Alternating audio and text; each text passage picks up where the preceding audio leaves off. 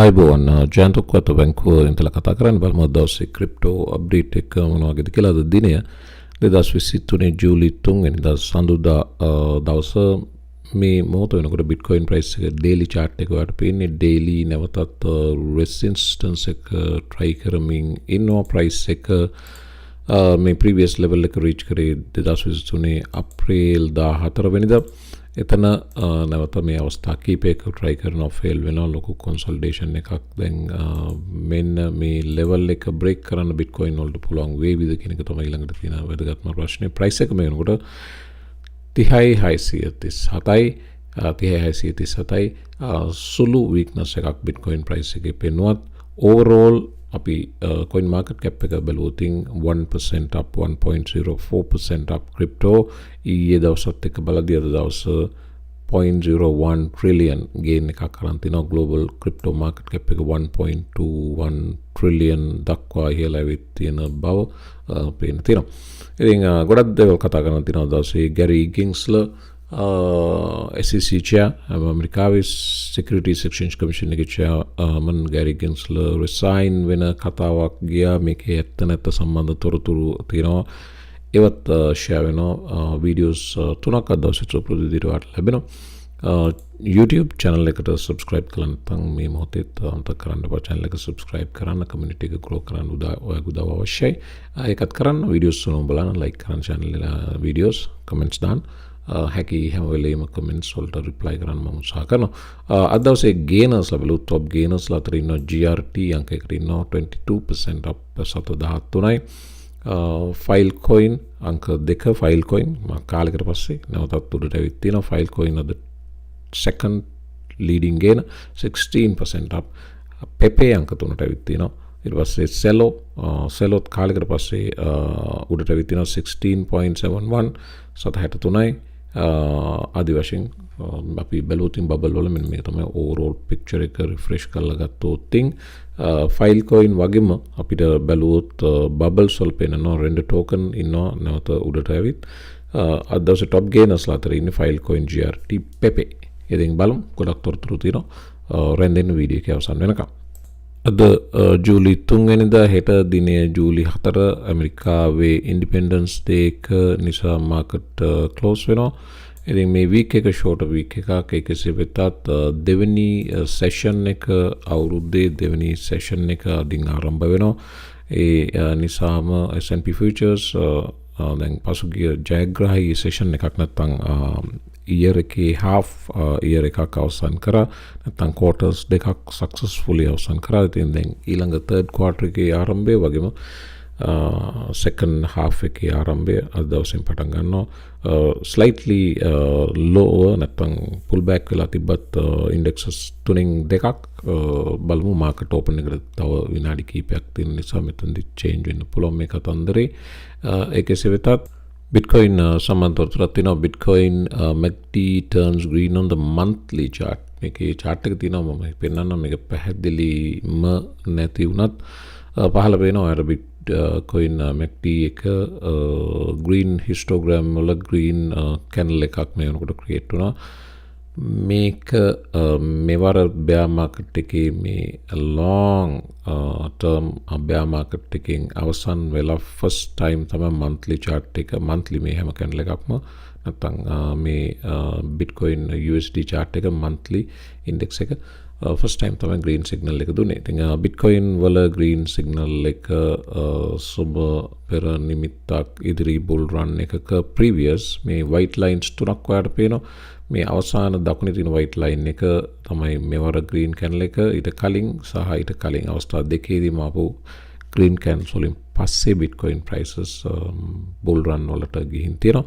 ඒ නිසා මේක හොඳ signal එකක් බව ආරම්භයේදීම කිව්ව හැකි. ඊට පස්සේ tax සම්බන්ධයෙන් කතා කරනවා නම් ඇමරිකාවේ Kraken කියන crypto exchange එකට නියෝගයක් මේක දින කිහිපයකට කලින් ලැබුණේ. නැත්නම් පළවෙනිදා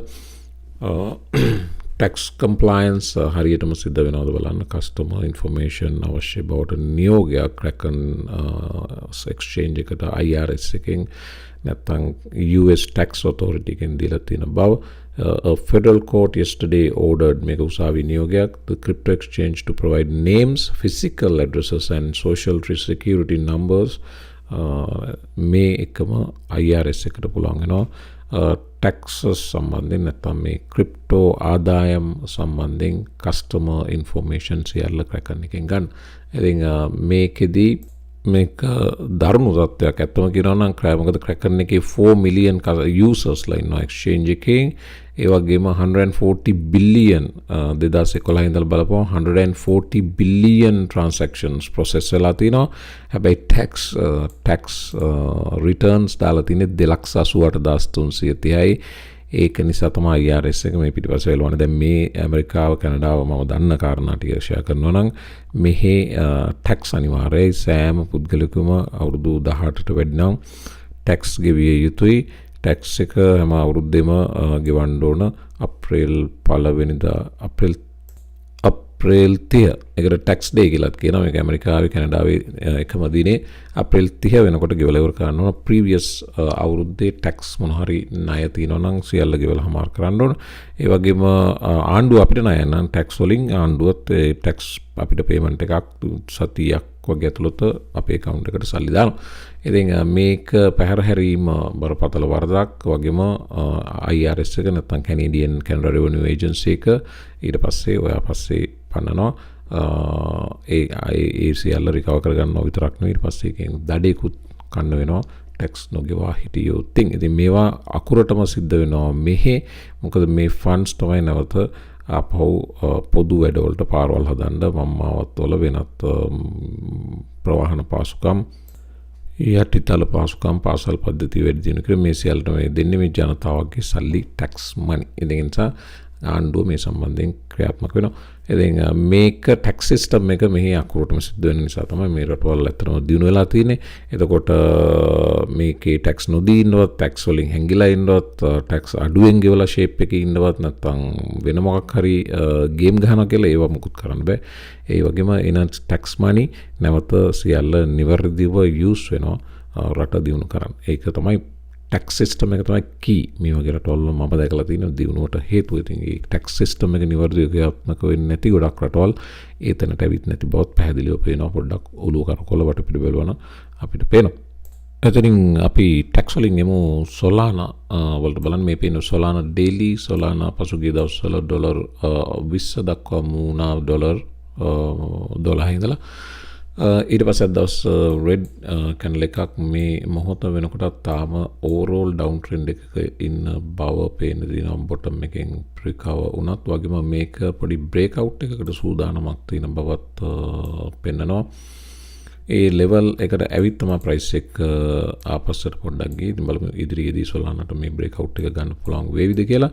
ඒ වගේම විශේෂ තොරතුරක් තියෙනවා. ඇනටෝලි යකෝවෙන්කෝ Solana ෆවුන්ඩර් කියපු කතාවක්. ඒ කියන්නේ ඊයේ දවසේ ඇනටෝලි යකෝවෙන්කෝ කිව්වා Solana මෙන්න මේ කතාව මේ තියෙන්නේ ඒ කතාව Solana co-founder says Ethereum could be layer 2 for Solana. දැන් සාමාන්‍යයෙන් Ethereum වල තියෙන scalability වල limitation එක නිසා තමයි Ethereum layer 2 introduce කරේ.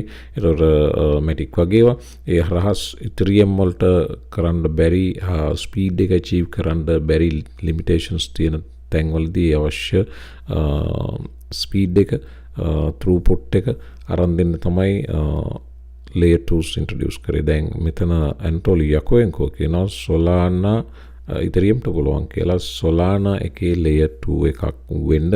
මේක technical jargon එකක් explain කරන්නේ.